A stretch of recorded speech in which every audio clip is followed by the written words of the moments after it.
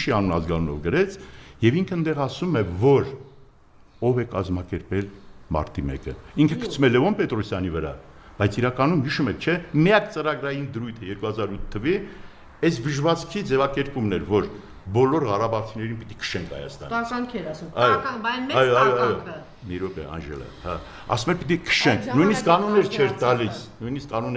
ասում էր բոլոր ղարաբաղցիներին։ Միակ ծրագրային ամբողջական թեզը եղել է 8 թվականի ընտրություններին, եղել է, որ այս բոլոր ղարաբաղցիներին պիտի քշենք եւ քշեցին մարդ սպանելով։ Հիմա իմ ասածը մի քիչ ուրիշ է, բարեկամս։ Իմ ասածը ուրիշ է, որ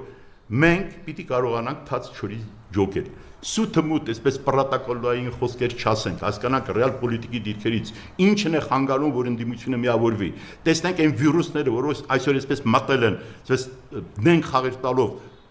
ընդդիմադիր դաշտում, քայքայում են։ Հայկական դա է, որ ընդդիմությունը միավոր